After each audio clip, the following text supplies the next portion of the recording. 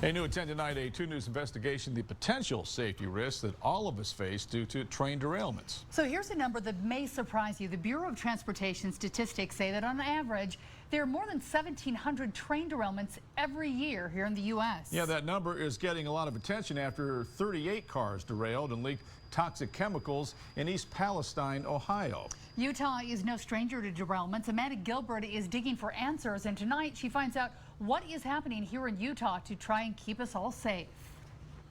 When images of the East Palestine, Ohio train derailment fill your screen, and you hear things like release toxic chemicals into the air and water. This was 100% preventable. You ask, do you think what happened in Ohio could happen here? I think that what happened in Ohio could absolutely happen here. Danny Brewer with Smart Transportation Union was sick in seeing this. Yeah, we knew it was coming. How come? The railroads definitely seem to be putting safety second in front and profit first.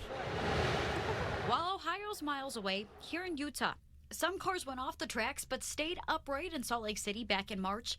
Also in March, pictures showed train cars on their side by the Ogden Rail Yard.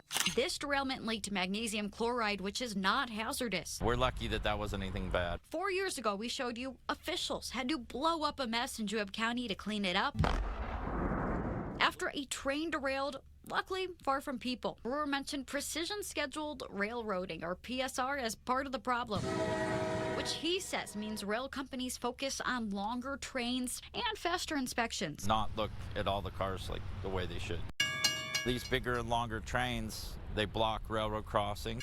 Problems that aren't necessarily new, but Brewer thinks they're just more and more visible. Media being in everyone's hand with the cell phone, that it's harder for rail corporations to hide their problems. Do you think train derailments are a concern here in Utah?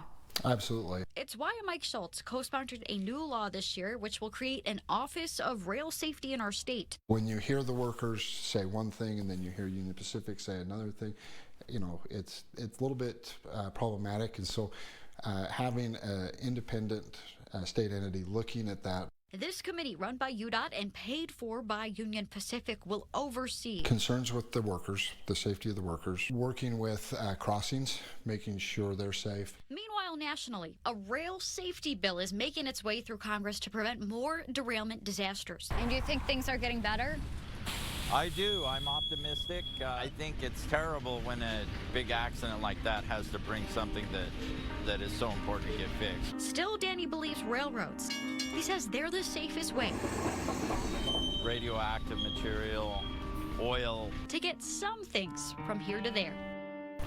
Union Pacific is the only Class 1 carrier in Utah. They wouldn't comment on this story, but there is a statement from them on our news app. Also, they were recently in town for hazmat training for first responders. If there is a problem in a populated area here, I asked if they were doing that because of what happened in Ohio. Here's what they said. Union Pacific as a whole, our entire hazmat team is seeing an increase in requests to conduct this type of training, just because of, you know, the different circumstances that did happen at East Palestine.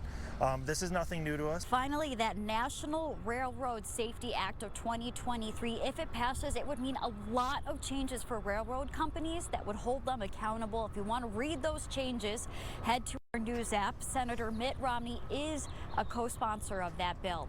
Amanda Gilbert, KUTV 2 News.